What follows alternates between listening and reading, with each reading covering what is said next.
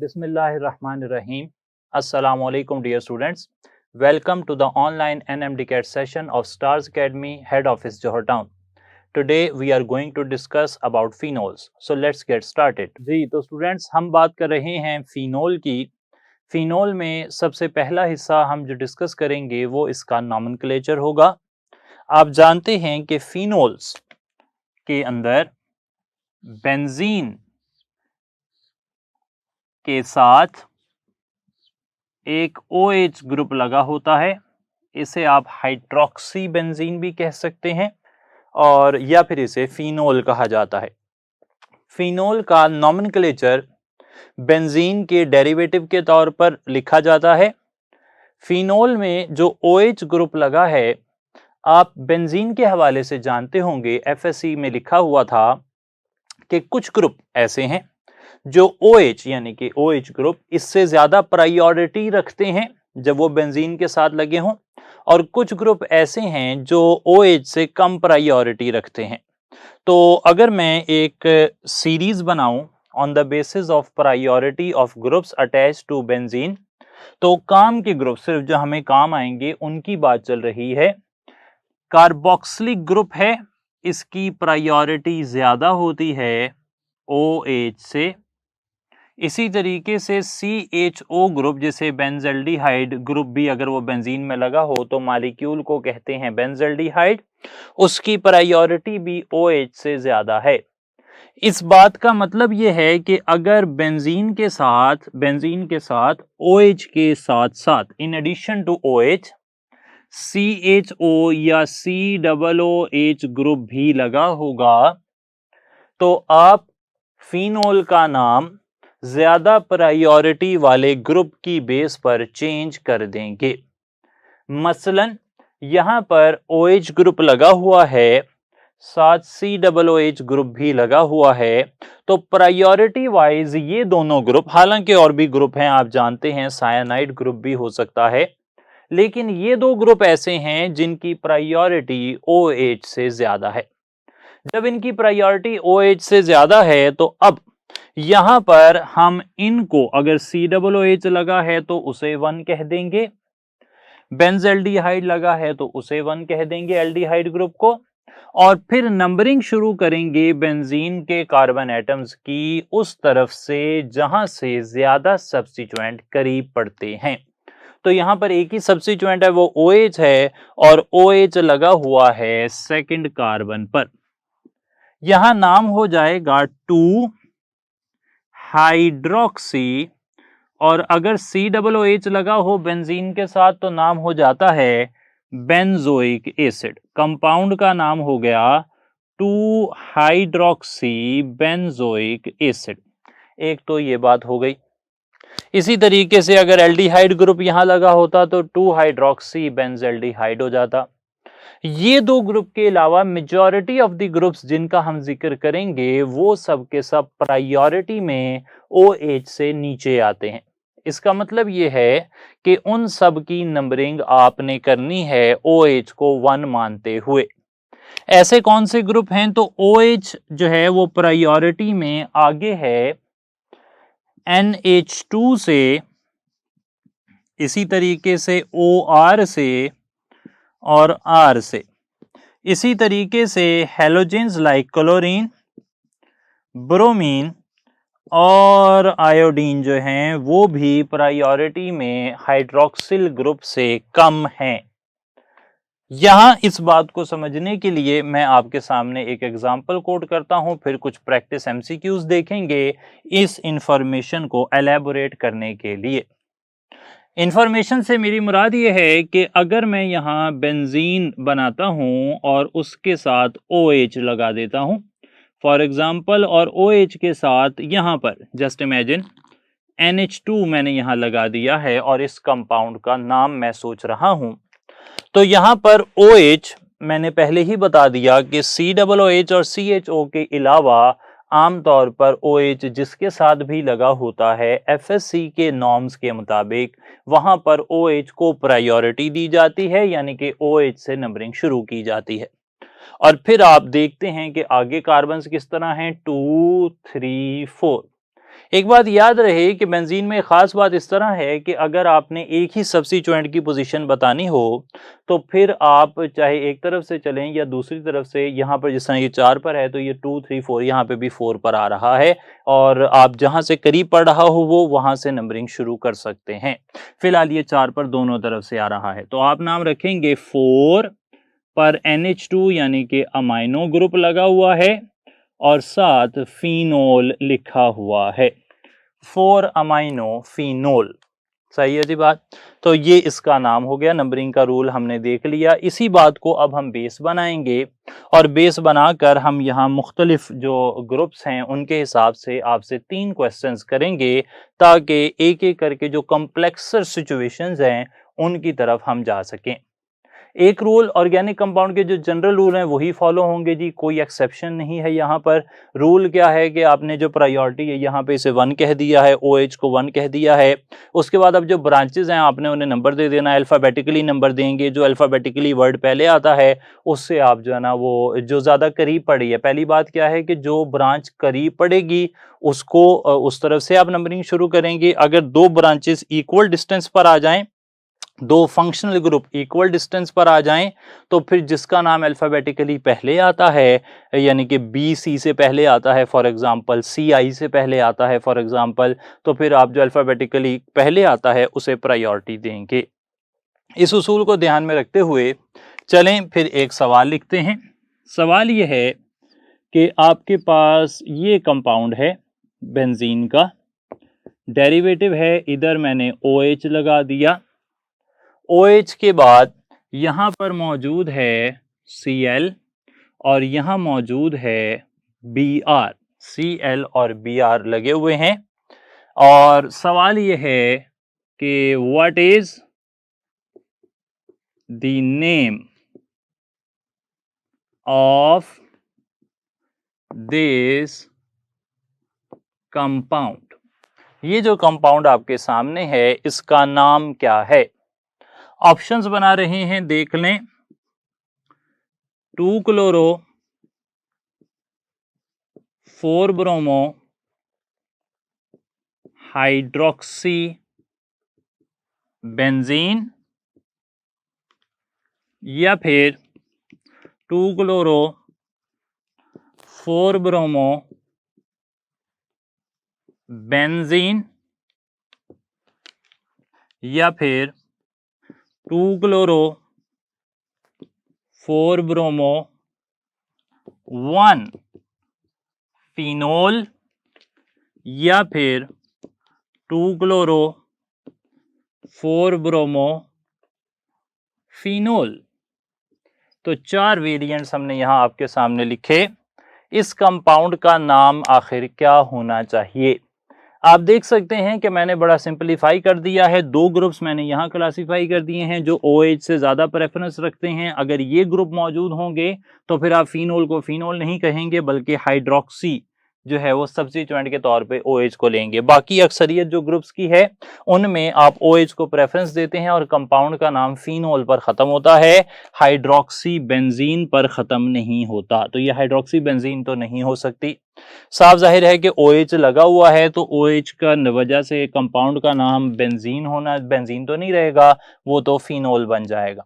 अच्छा, अब ये दोनों हमारे पास ऑप्शंस हैं तो इनमें से कौन सा सही लग रहा है? अगर मैं OH को 1 पर रखता हूं तो ये 2 3 4 5 6 इस तरह हो जाएगा। पहला रूल मैंने आपके सामने रख दिया कि किस तरफ से नंबरिंग शुरू की जाती है, जहां से जो फंक्शनल ग्रुप है वो करीब पड़ता है। OH को 1 पर रख देना है क्योंकि OH की प्रेफरेंस ज्यादा है। बात को समझ लें, जिसकी प्रेफरेंस ज्यादा है उसके हिसाब से तो 1 हो गया। वो जब प्रेफरेंस लग गई, OH प्रेफरेंस पर है, फिनोल के नॉमेनक्लेचर में OH प्रेफरेंस पर है, वो 1 पर ही होगा। और जब वो 1 पर है तो जब अंडरस्टूड है कि रूल्स के मुताबिक वो 1 पर है तो आपको उसे बताने की जरूरत नहीं है कि वो 1 पर है, वो फिनोल हो जाएगा। वो 1 फिनोल उसे कहने की जरूरत नहीं है। ये जो टर्म होती है 1 2 3 4, ये कब यूज की जाती है? जब आपको कोई चीज के बारे में डाउट हो कि वो 1 पर है या 2 पर भी हो सकता है। तो फिनोल जब आप कह रहे हैं तो अंडरस्टूड है कि आपने वहां पर OH को प्रायोरिटी दी है और वो 1 पर ही हो सकता है। इस मुनासबत से इसे 1 फिनोल लिखना बेमानी है। आप कहेंगे कि ये 2 क्लोरो 4 ब्रोमो फिनोल है। कौन सा रूल मैंने इस्तेमाल किया? अल्फाबेटिकली मैंने नहीं देखा, बी पहले आता है, बी और सी में बी पहले आता है, लेकिन मैंने बी को प्रायोरिटी नहीं दी। मैंने पहला रूल लगाया है जिसके मुताबिक जो ब्रांच करीब पड़ती है, जो फंक्शनल ग्रुप, ब्रांच नहीं इसे कहेंगे, फंक्शनल ग्रुप है, जो फंक्शनल ग्रुप करीब पड़ता है उसे प्रायोरिटी दे दी जाएगी। तो फंक्शनल ग्रुप करीब पड़ता है Cl, इसलिए मैंने उसे प्रायोरिटी दे दी है। अच्छा, अब अगर मैं यही सवाल किसी और कंपाउंड के हवाले से पूछता हूं, और अब की बारी कंपाउंड है ये, यहां पर है I, यहां पर है Br, यहां पर है Cl, एक और कंपाउंड आ गया। और सेम क्वेश्चन यहां पर आ रहा है कि what is the name of this compound. क्योंकि नॉमेनक्लेचर फिनोल का हमारे सिलेबस का हिस्सा है, इसलिए हम नॉमेनक्लेचर पर थोड़ी ज्यादा बात कर रहे हैं। अच्छा, ऑप्शन देखें यहां क्या हो सकते हैं। 2 आइडो 4 क्लोरो 6 ब्रोमो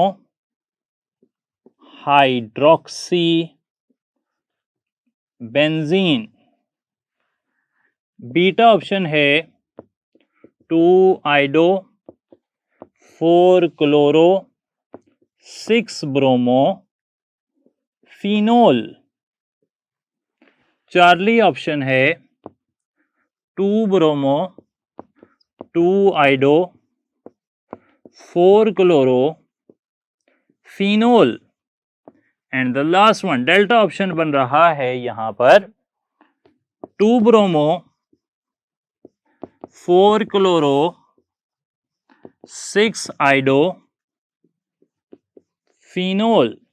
तो जनाब ये सारे नाम यहाँ हमारे पास हैं, और इनमें से कौन सा नाम सही है? बिल्कुल साफ जाहिर है कि फिनोल्स के अंदर जो यहाँ पर सब्स्टिट्यूएंट लगे हुए हैं OH के साथ, वो सब के सब ऐसे हैं जो प्रायोरिटी में OH से कम अहमियत रखते हैं। इसलिए इस कंपाउंड का नाम फिनोल ही हो सकता है और कुछ नहीं हो सकता।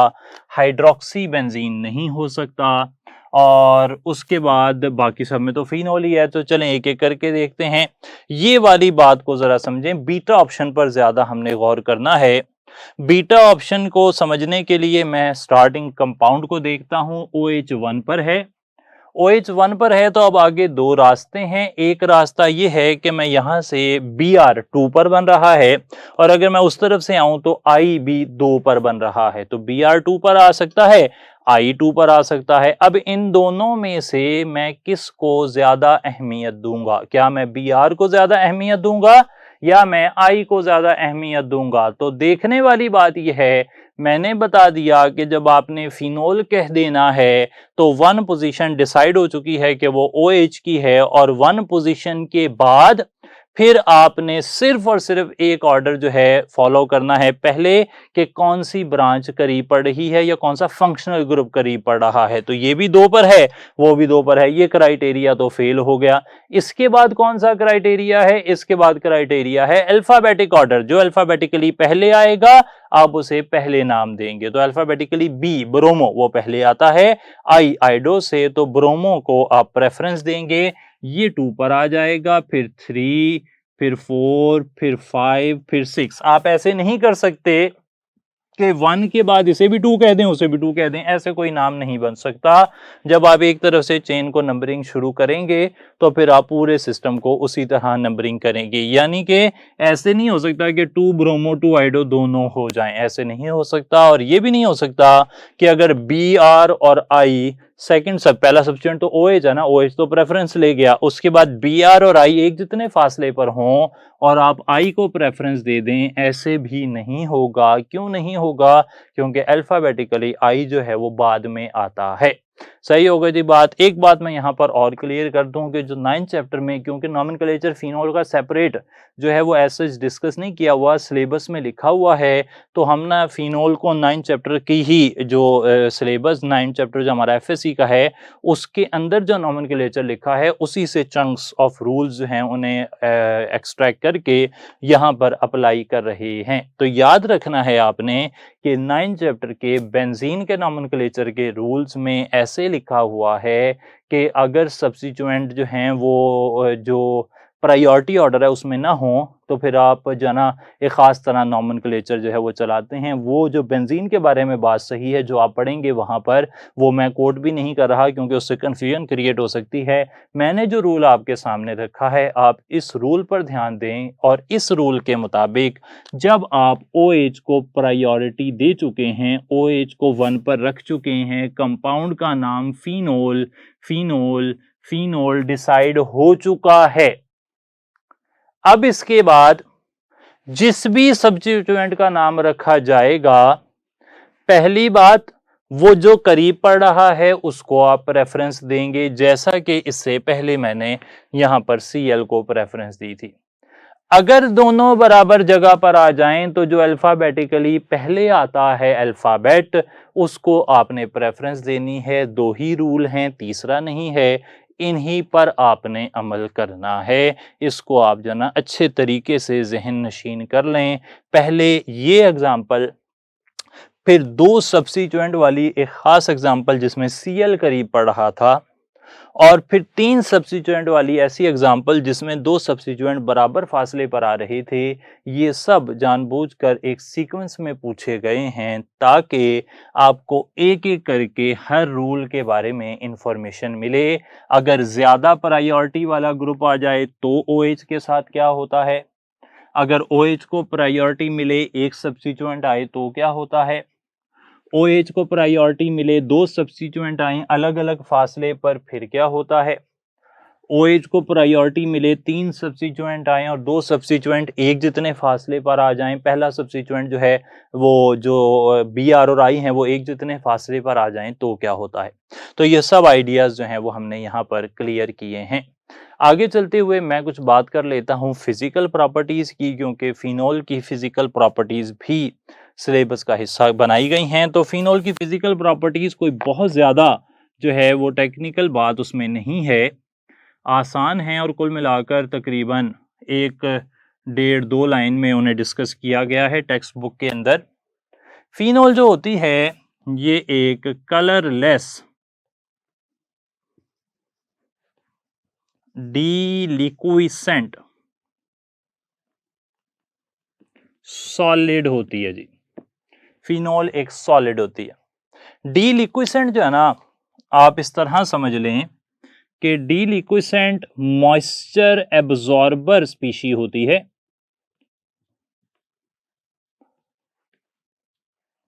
मॉइस्चर एब्जॉर्बर स्पीशी एक हाइग्रोस्कोपिक भी होती है, लेकिन जो डीलिक्विसेंट है ना, कई दफा ये थोड़ी मिकदार में मॉइस्चर जज्ब करने वाली जो चीज है उसे डीलिक्विसेंट कहा जाता है। अच्छा, इसका जो ऑर्डर है वो एक कैरेक्टरिस्टिक ऑर्डर होता है और बड़ी अच्छी इसकी स्मेल जो है सूंघने में कोई बहुत ज़्यादा बुरी नहीं होती। अलबत्ता ये इतनी ज़्यादा प्लेजेंट हम इसे पसंद नहीं करते क्योंकि ये टॉक्सिक होती है। अच्छा, फिनोल का जो मेल्टिंग पॉइंट है वो होता है 41 डिग्री सेंटीग्रेड, जबकि इसका बॉइलिंग पॉइंट वो होता है 182 डिग्री सेंटीग्रेड। इसके अलावा फिनोल की वाटर से बात की जाए तो फिनोल और वाटर जो है ये पार्शियली मिसिबल स्पीशीज हैं। अलबत्ता अगर इन पार्शियली मिसिबल स्पीशीज को आप 68.5 डिग्री सेंटीग्रेड ले जाएं, above 68.5 degree centigrade which is the upper consolate temperature for phenol water system। असल में जो पार्शियली मिसिबल लिक्विड्स होते हैं एक खास टेम्परेचर के बाद वो आपस में कंप्लीटली जो है मिसिबल हो जाते हैं। सही जनाब। तो 68.5 डिग्री सेंटीग्रेड के बाद फिनोल और वाटर जो कि पहले पार्शियली मिसिबल थे वो कंप्लीटली मिसिबल हो जाते हैं और वो एक सही सॉल्यूशन, क्लियर सॉल्यूशन जो है वो बना देते हैं। सही जी। इस टेम्परेचर को जिस पर कोई partially miscible liquids completely miscible हो जाएं उसे अपर कंसोलेट टेम्परेचर कहा जाता है। और फिनोल वाटर सिस्टम के लिए वो टेम्परेचर 68.5 डिग्री सेंटीग्रेड है। ये इंफॉर्मेशन आपने फिजिकल प्रॉपर्टीज के हवाले से याद रखनी है। अब हम आगे चल रहे हैं और देखेंगे एसिडिटी ऑफ फिनोल और उसे कंपेयर करेंगे with with carboxylic acids, water and alcohols. जी जनाब, बात चल रही है एसिडिटी ऑफ फिनोल की।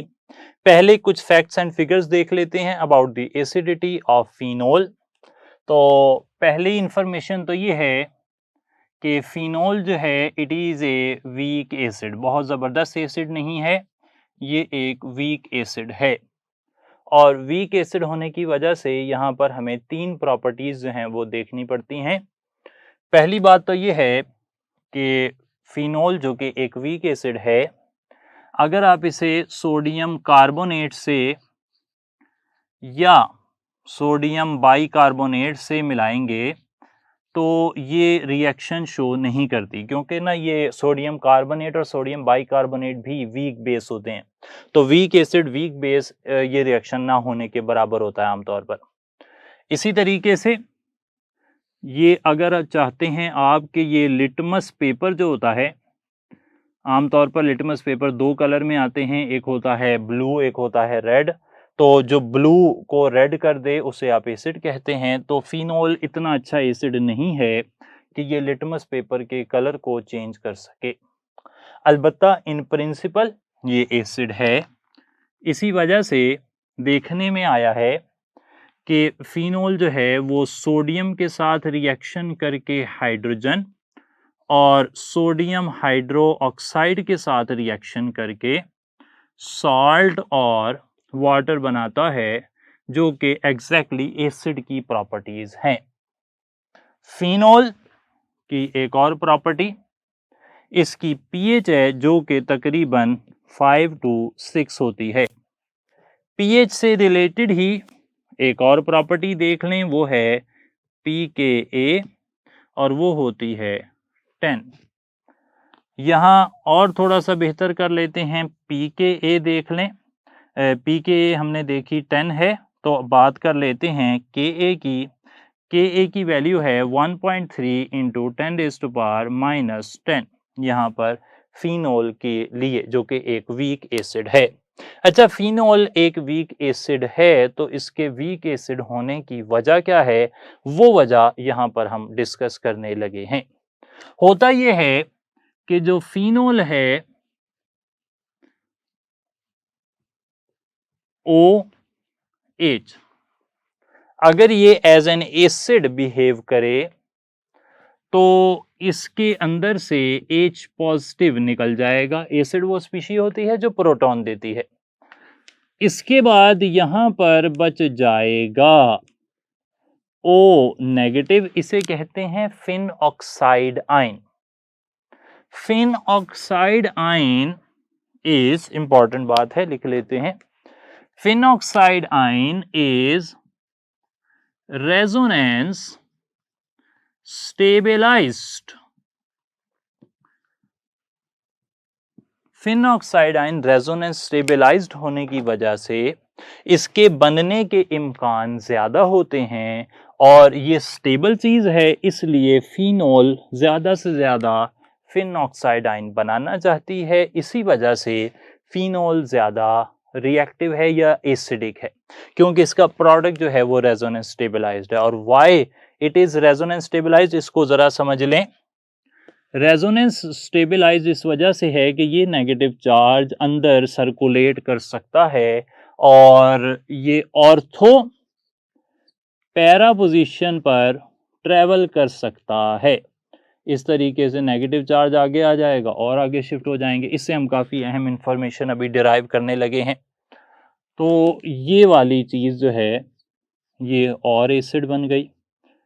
ये लें, एक और रेजोनेंस स्ट्रक्चर बनाते हैं इस तरीके से, नेगेटिव डबल बॉन्ड और ऑक्सीजन आ गई, यहाँ पर बॉन्ड पूरे हो गए। और आखिरी रेजोनेंस स्ट्रक्चर बनाएंगे तो वापस आ जाएगा एक बारी फिर से फिन ऑक्साइड आयन। तो ऑक्सीजन पर जो नेगेटिव चार्ज है वो मूव कर सकता है, ऑर्थो और पैरा पोजीशन पर। ये इंपॉर्टेंट है, ऑर्थो और पैरा पर मूव करता है। तो 3 अहम नतीजे मैं यहां से जो है वो निकाल सकता हूं। पहला नतीजा जो हमारे काम का है वो ये है कि नंबर 1 इंपॉर्टेंट कंक्लूजन्स मैं यहां पर निकाल रहा हूं, नोट कर लेंगे। पहला इंपॉर्टेंट कंक्लूजन ये है कि एसिडिटी जो होती है फिनोल की, एसिडिटी ऑफ फिनोल, ये डायरेक्टली प्रोपोर्शनल है स्टेबिलिटी ऑफ कॉन्जुगेट बेस के। कॉन्जुगेट बेस मतलब ये फिनोल का प्रोटॉन निकल के जो चीज बन रही है जिसे मैं फिन ऑक्साइड आयन कह रहा हूं वो स्टेबल है, इसलिए फिनोल एसिडिक है। जो भी चीज फिन ऑक्साइड आयन की स्टेबिलिटी को बढ़ाएगी वो चीज फिनोल को ज्यादा एसिडिक कर देगी। इस बात को एलैबोरेट करने के लिए मैं दूसरा पॉइंट लिख रहा हूं। दूसरा पॉइंट ये है कि एसिडिटी इंक्रीज करती है, डायरेक्टली रिलेटेड है इलेक्ट्रॉन विदड्रॉइंग ग्रुप्स के। आप जानते हैं इलेक्ट्रॉन विदड्रॉइंग ग्रुप्स का कॉन्सेप्ट हम देख चुके हैं बेंजीन के अंदर। कुछ मशहूर इलेक्ट्रॉन विदड्रॉइंग ग्रुप्स मैं आपके सामने रखता हूं और उसके हवाले से हम कुछ क्वेश्चंस भी देखेंगे। कुछ मशहूर इलेक्ट्रॉन विदड्रॉइंग ग्रुप्स हैं carboxylic group, CHO, CN, NO2 वगैरह।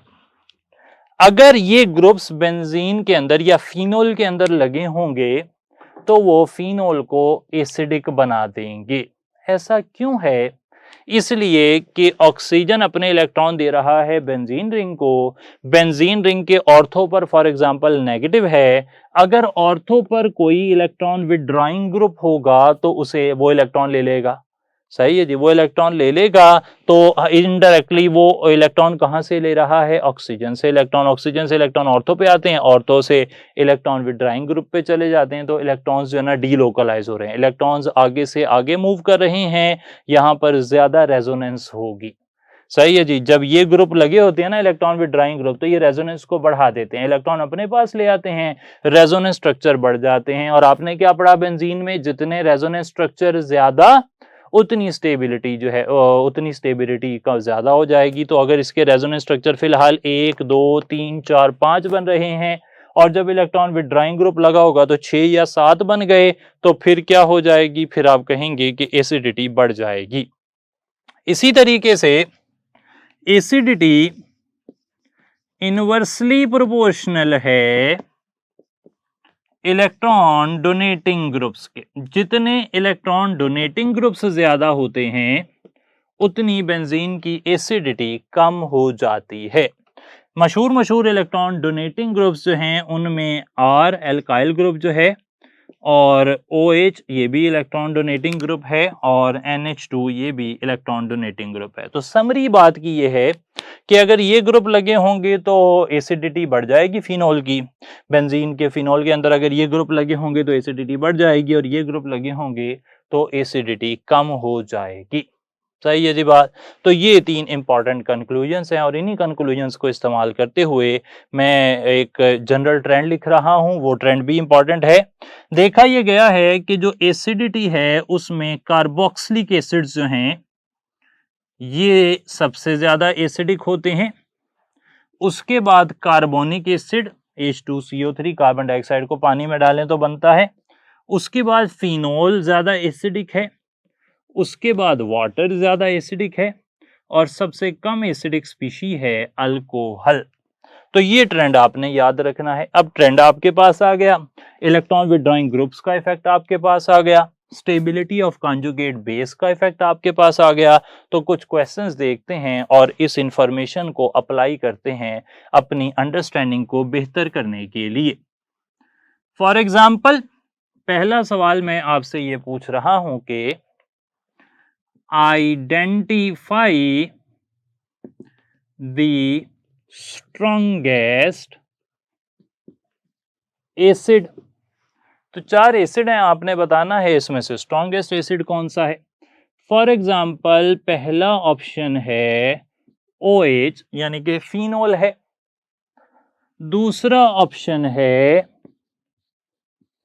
फिनोल के साथ CH3 लगा हुआ है, तीसरे ऑप्शन में OH के साथ NO2 लगा हुआ है, और चौथे ऑप्शन में OH के साथ 3 नाइट्रो ग्रुप लगे हुए हैं, जिसे पिक्रिक एसिड कहते हैं। तो अब इनमें से स्ट्रॉन्गेस्ट एसिड कौन सा है? अच्छा, अब इनमें जो स्ट्रॉन्गेस्ट एसिड है ना, वो याद रख लें कि जिसमें इलेक्ट्रॉन विड्रॉइंग ग्रुप से ज्यादा लगे होंगे वो उतना ही एसिडिक होगा। तो यहाँ पे इधर जो है इलेक्ट्रॉन डोनेटिंग ग्रुप लगा है, इधर कुछ भी नहीं लगा, ये दोनों तो छोड़ दिए हमने। इधर लगा है 1 इलेक्ट्रॉन विड्रॉइंग ग्रुप, इधर 3 electron withdrawing group. Definitely 3 electron withdrawing groups का जो इफेक्ट है वो ज्यादा होगा, इसलिए यहाँ पर इस स्पीशी को ज्यादा एसिडिक होना चाहिए, और ये ज्यादा एसिडिक होती भी है। डेफिनेटली ये बड़ी एसिडिक स्पीशी है, पिक्रिक एसिड। सही है जी। एक इंफॉर्मेशन मैं यहाँ पर और शेयर करूं, कुछ लोग ऐसा सवाल जो है ना वो पूछ रहे हैं, वो ये वाला कि उसमें वो NO2 यहाँ लगा देते हैं और यहाँ अब पूछते हैं कि ये वाला या ये वाला, इनमें से कौन स्ट्रॉन्ग एसिड है। तो फिर यहाँ पर ना एक कॉन्सेप्ट वो हाइड्रोजन बॉन्डिंग का इंट्रोड्यूस करा रहे हैं, जो FSC का जो हमारा सिलेबस है उसका स्कोप जो है उससे परे की बात है। हमने इंटरमॉलिक्यूलर हाइड्रोजन बॉन्डिंग फिनोल की ना पढ़ी है, ना उसकी हमें ज़रूरत है। तो इन दो को कंपेयर करना जो है ना वो फिलहाल डोमेन में लाई नहीं करता। अलबत्ता ये वाला जो है ये एक मॉलिक्यूल किताब में है, और इलेक्ट्रॉन विड्रॉइंग ग्रुप का जो इफेक्ट है वो कुछ लॉजिकल है, इसलिए हम इसकी बात कर रहे हैं। सही है जी। तो वो ऑर्थो नाइट्रोफिनोल जो है वो कम एसिडिक क्यों होता है पैरा नाइट्रोफिनोल से, उसकी जो इंफॉर्मेशन है वो सिलेबस की गाइडलाइंस में नहीं आ रही। अच्छा जी, ये देखें जरा, अब एक और इंफॉर्मेशन आपसे पूछ रहा हूं। सवाल ये है कि आइडेंटिफाई द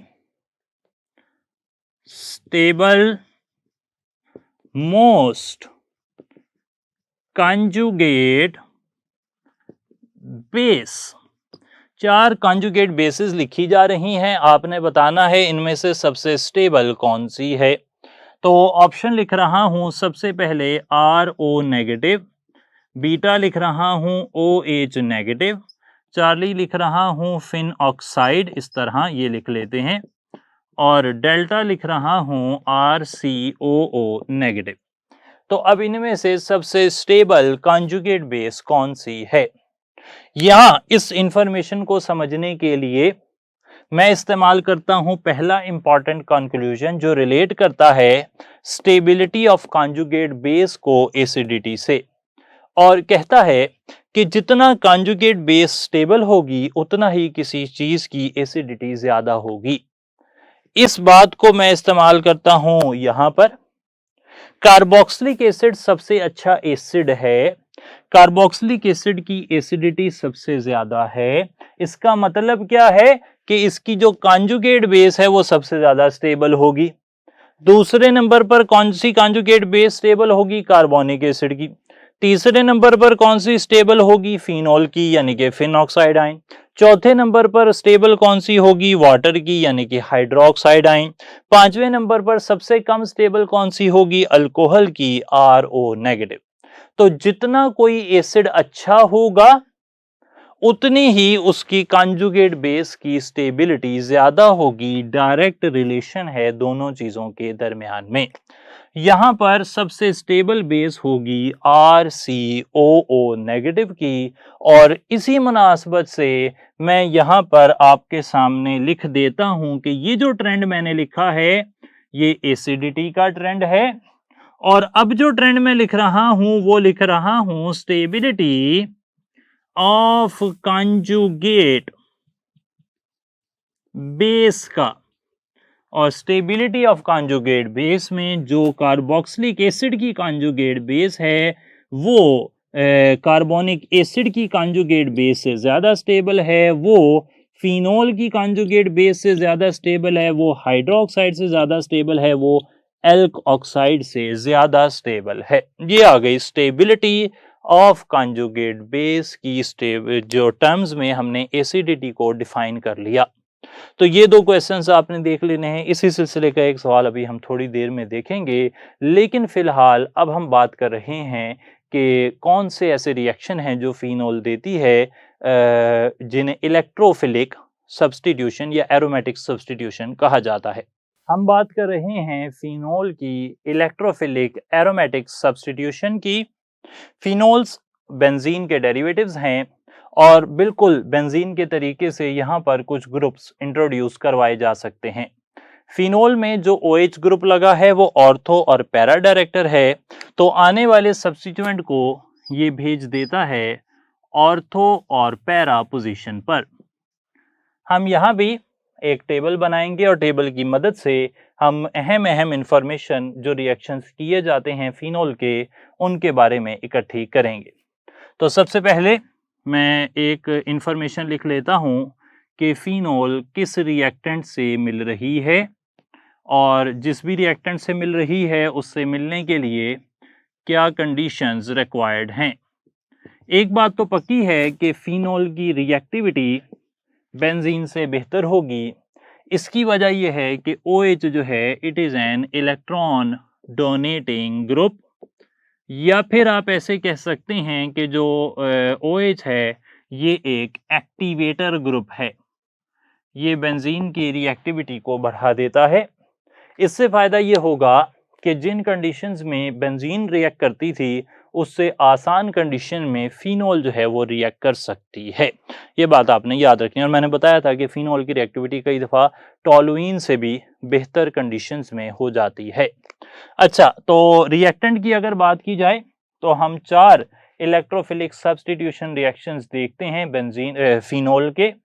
उनमें से पहला रिएक्टेंट जो है वो नाइट्रिक एसिड होता है, और नाइट्रिक एसिड के साथ रिएक्शन कई दफ़ा रूम टेम्परेचर पर भी हो सकता है या कई दफ़ा गर्म करके करवाया जा सकता है।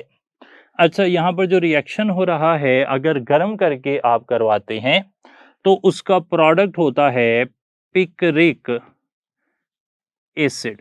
सही है जी, गर्म करके अगर आप रिएक्शन करवाएंगे तो उसका उस रिएक्शन का जो प्रोडक्ट है वो हो जाएगा पिक्रिक एसिड। जबकि आम हालात में अगर हम बात करते हैं बहुत ज़्यादा आपने हीट नहीं किया तो फिर यहाँ पर प्रोडक्ट जो बन सकता है वो ऑर्थो और पैरा नाइट्रोफिनोल जो हैं वो बन सकते हैं।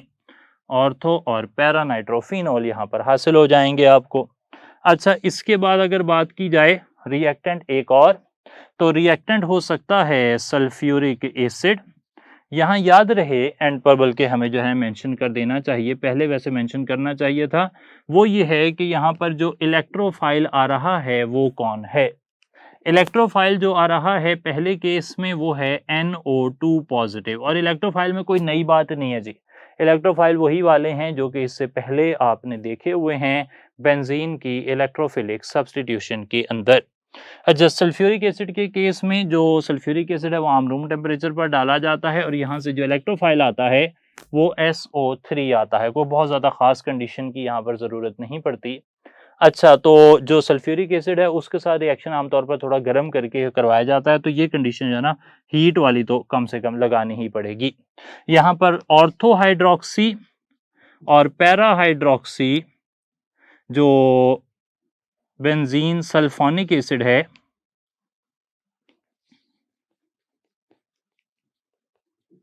वो बन जाएगा। ये बात याद रहे कि ऑर्थो और para hydroxy benzene sulphonic acid, यहां पर हम एक तीसरा ग्रुप देख रहे हैं। दो ग्रुप हमने पहले देखे, COOH।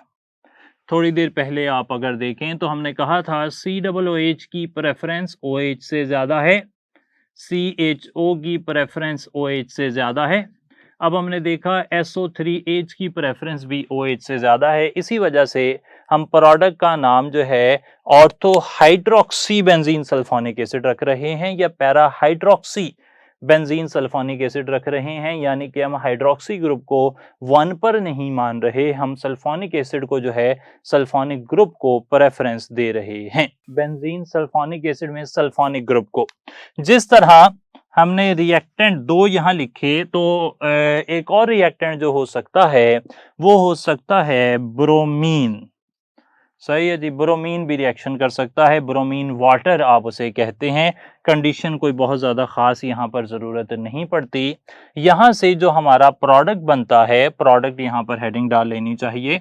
अच्छा, जो प्रोडक्ट हासिल होता है वो प्रोडक्ट होता है बहुत ही ख़ास 2,4,6 ट्राइब्रोमोफिनोल और उसके वाइट प्रेसिपिटेट हमें हासिल होते हैं, वाइट प्रेसिपिटेट हासिल हो जाते हैं। यहाँ पर इलेक्ट्रोफाइल जो है ना, वो हेलोजन का जो मालिक्यूल है Br2 वो खुद ही काम करता है एज एन इलेक्ट्रोफाइल।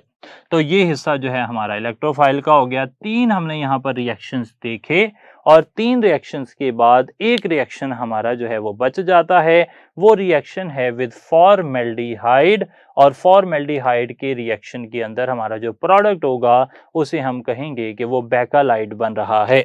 उसके लिए भी मैं रिएक्टेंट जो है वो मेंशन कर देता हूं। रिएक्टेंट हमारे पास होता है फॉर्मेल्डिहाइड, जो कि रिएक्शन करता है बेंजीन के साथ। बेंजीन के साथ जो कंडीशंस हैं उनमें कोई ख़ास कंडीशंस नहीं हैं, कंडीशंस खातिर खा नहीं है, बस आम जो हालात हैं फॉर्मेल्डिहाइड डाल के आप रिएक्शन करवाते हैं, वैसा ही कुछ है। यहाँ पर जो प्रोडक्ट बनता है वो देखें ज़रा।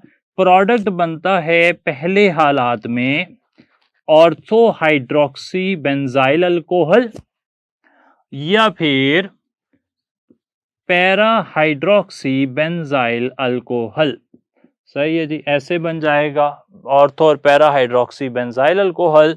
और बाद में जब आप फर्दर हीट करते हैं तो यहाँ पर जो प्रोडक्ट है वो बन जाता है बेकेलाइट।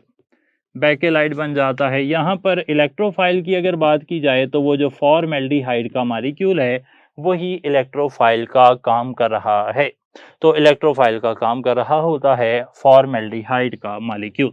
तो ये हैं 4 electrophilic reactions, electrophilic aromatic substitution reactions, जिनका जिक्र हमें करना ज़रूरी है यहाँ पर एज रिएक्शंस ऑफ फिनोल, जो कि स्पेसिफिकली इलेक्ट्रोफिलिक सब्स्टिट्यूशन रिएक्शंस की कैटेगरी में आते हैं। अब यहाँ से हम कुछ सवालात देख लेते हैं। फॉर एग्जाम्पल, अगर मैं पहला सवाल देखता हूं तो वो सवाल ये हो सकता है कि द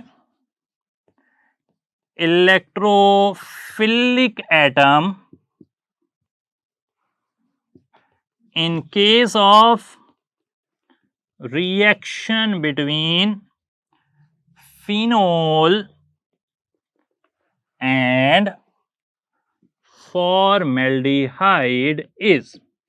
अच्छा, फॉर्मेल्डिहाइड को फिनोल से आपने रिएक्शन करवाया है, ये रिएक्शन है और उससे प्रोडक्ट बन रहा है ऑर्थो हाइड्रोक्सी बेंजाइल अल्कोहल और पैरा हाइड्रोक्सी बेंजाइल अल्कोहल। तो यहाँ पर जो इलेक्ट्रोफिलिक एटम है, जो स्पेसिफिकली इलेक्ट्रोफिलिक एटम है, वो कौन है? ऑप्शन देख लेते हैं। Hydrogen of formaldehyde, beta option है hydrogen of phenol, charlie option है oxygen of formaldehyde and delta option is carbon of formaldehyde, HCHO। तो यहां पर स्पेसिफिकली अगर बात की जाए तो कौन है जो कि इलेक्ट्रोफिलिक एटम के तौर पर काम कर रहा है? तो इलेक्ट्रोफिलिक एटम कौन है? जिसे इलेक्ट्रॉन्स चाहिए हैं। तो क्या इलेक्ट्रॉन्स चाहिए हैं? हाइड्रोजन ऑफ फॉर्मेल्डिहाइड को, या हाइड्रोजन ऑफ फिनोल, ये वाला जो OH है उसे चाहिए हैं इलेक्ट्रॉन्स, या ऑक्सीजन को चाहिए फॉर्मेल्डिहाइड के इलेक्ट्रॉन्स, या फिर कार्बन को चाहिए इलेक्ट्रॉन्स। तो जब आप यहाँ पर इस रिएक्शन को थोड़ा सा एलेबोरेट करते हैं मैकेनिज्म के हवाले से ना, थोड़ा सा आपने संजीदा रहना है, देखना है कि अटैक पॉसिबली कहाँ पर हो सकता है, उसे ट्राई करते रहा करें आप, क्योंकि एप्लीकेशन बेस्ड क्वेश्चन जो है वो इस तरह के हो सकते हैं। तो यहाँ पर ये वाला रिएक्शन हो रहा है और ये फॉर्मेल्डिहाइड का मॉलिक्यूल है। फॉर्मेल्डिहाइड के मॉलिक्यूल पर यहाँ अटैक होता है और ये ऑक्सीजन आगे ट्रांसफर हो जाती है, बॉन्ड आगे ट्रांसफर हो जाता है। तो स्पेसिफिकली जो अटैक हो रहा है वो इस हाइड्रोजन पर या इस हाइड्रोजन पर या इस ऑक्सीजन पर नहीं हो रहा होता, बल्कि वो इस कार्बन पर अटैक होता है। यानी कि इलेक्ट्रोफिलिक सेंटर, इलेक्ट्रोफिलिक एटम जो है वो यहाँ पर है कार्बन ऑफ फॉर्मेल्डिहाइड, स्पेसिफिकली उस पर ही अटैक हो रहा होता है। सही है जी बात, तो ये आपने ध्यान में रखना है। अच्छा, एक और रिएक्शन जो है, एक और इंफॉर्मेशन यहाँ पर पूछ लेनी चाहिए हमें, और थोड़ा सा बैकग्राउंड इंफॉर्मेशन है उसको रिकॉल कर रहे हैं हम। सवाल ये है कि phenol does not react with, alpha option है सोडियम, बीटा ऑप्शन है सोडियम हाइड्रोक्साइड, चार्ली ऑप्शन है सोडियम कार्बोनेट, और डेल्टा ऑप्शन है ब्रोमीन वाटर। तो अब यहां पर हमें पता लग जाता है कि फिनोल जो है वो सोडियम से रिएक्ट करती है, because it is an acid, weak acid है लेकिन एसिड तो है। फिनोल सोडियम हाइड्रोक्साइड से रिएक्शन करती है क्योंकि फिनोल इज एन एसिड।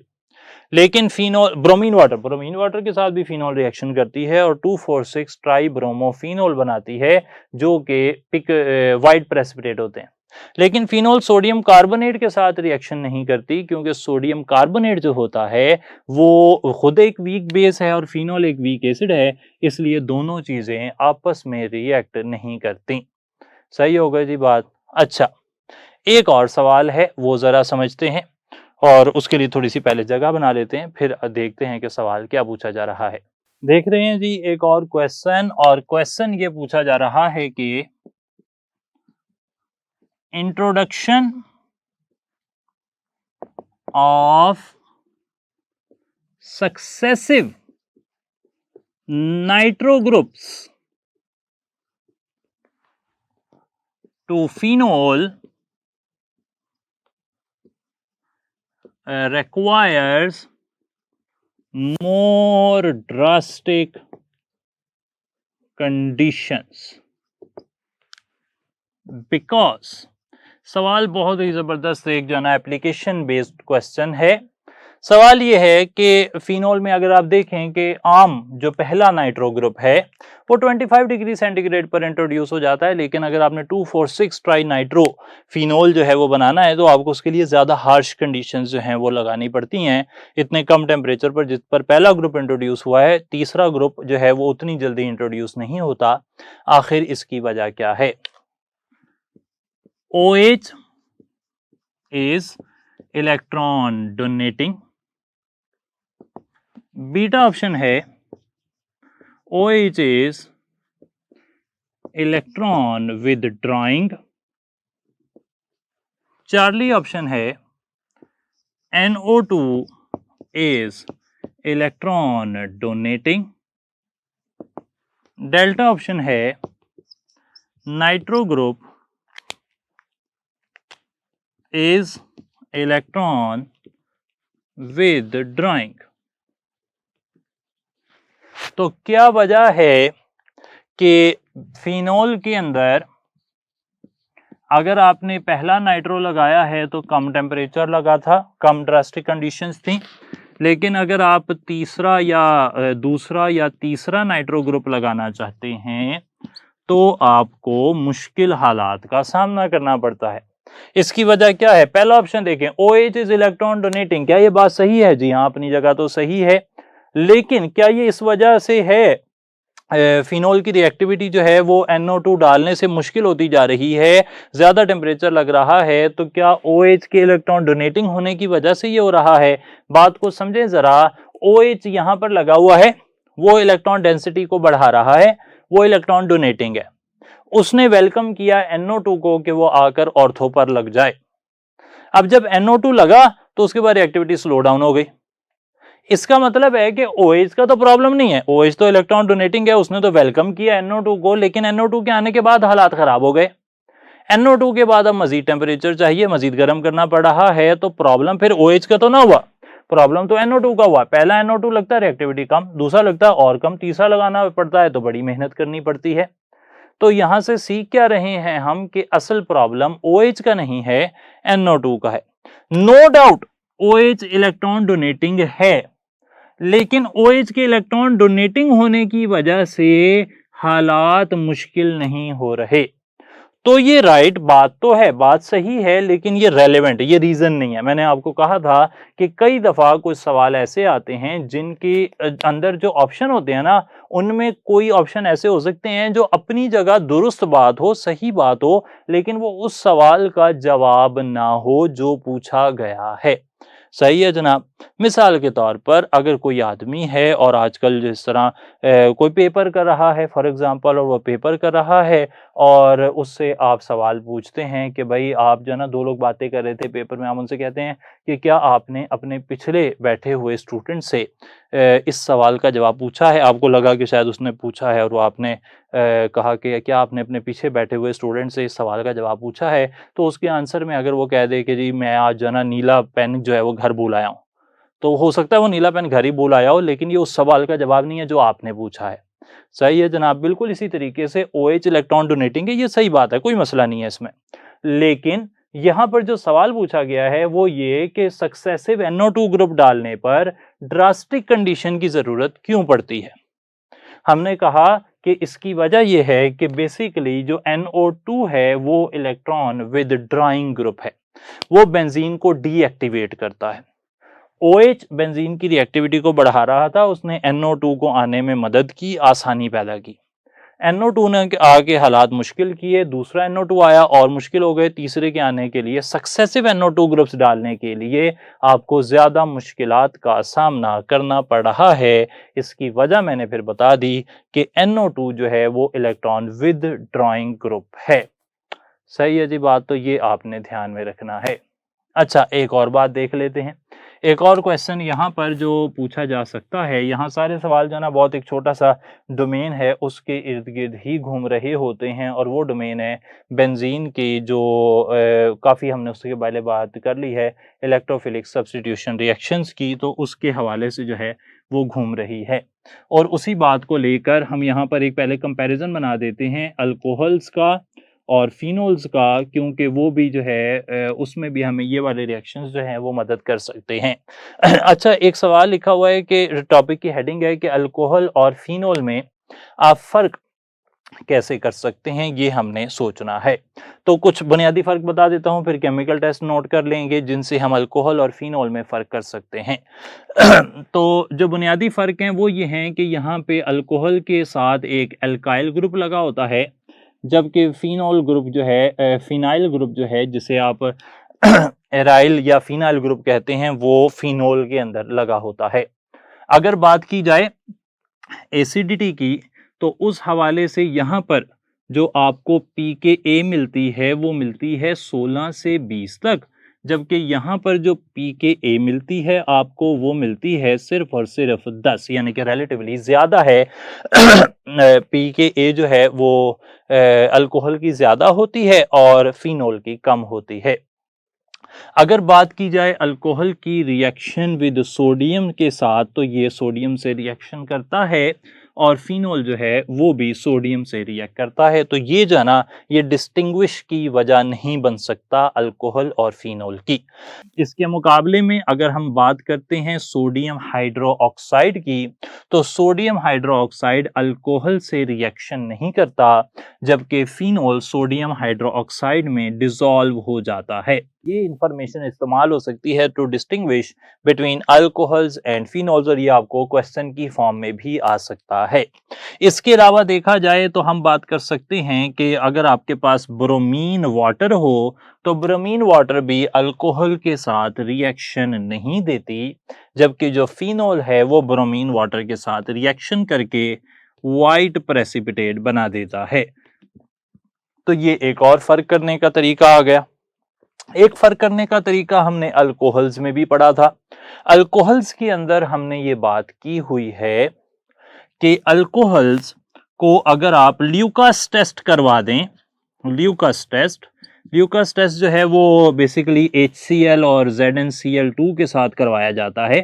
तो ल्यूकास टेस्ट में जो अल्कोहल्स हैं वो ऑयली लेयर बनाती हैं और ये पहचानी जाती हैं। Tertiary alcohols immediately, secondary alcohol 5 से 10 मिनट बाद और प्राइमरी अल्कोहल गर्म करने पर, तो वो बात आप अल्कोहल के बारे में जानते हैं। लेकिन फिनोल जो हैं वो ये रिएक्शन नहीं देती, तो ये भी एक तरीका हो सकता है अल्कोहल्स और फिनोल्स में फर्क करने का। एक बात और आपने याद रखनी है कि जो अल्कोहल्स हैं उनके अंदर जो पर्टिकुलरली एथेनॉल है, एथेनॉल का डिफरेंस मैं यहां मेंशन करना चाहूंगा लाजमी तौर पर। जो एथेनॉल है ना जी, एथेनॉल आइडोफॉर्म बनाता है yellow precipitate, iodoform yellow precipitate बनाता है, जबकि जो फिनोल है वो येलो प्रेसिपिटेट नहीं देता आइडोफॉर्म के। सही है जी, तो ये उनके अंदर फर्क किया जा सकता है, स्पेसिफिकली एथेनॉल की अगर हम बात करें। सही जनाब, तो ये एक डिस्टिंग्विश का टेबल सा हमने ड्रा कर लिया है, how we can differentiate between alcohols and phenols, क्योंकि बहुत ही मुख्तसर सा हमारे पास टॉपिक था, गिनी चुनी 4-5 लाइनें थी और उनको हमने ज़्यादा से ज़्यादा एलेबोरेट करने की कोशिश की। तो यहाँ पर मैं जाते जाते ये आपको बताता चलूँ कि आपको ये जो इन्फॉर्मेशंस हैं ये एज क्वेश्चंस पूछी जा सकती हैं। फॉर एग्जाम्पल आपको सवाल आ सकता है कि अल्कोहल्स और फिनोल्स में डिफरेंशिएट करने के लिए कौन सा रिएजेंट इस्तेमाल हो सकता है, तो आप कह देंगे कि वो सोडियम हाइड्रोक्साइड ऑप्शन में हो सकता है। सोडियम हाइड्रोक्साइड तो वो डिफरेंशिएट कर सकता है, ब्रोमीन वाटर वो डिफरेंशिएट कर सकता है, ल्यूकास टेस्ट जी कर सकता है।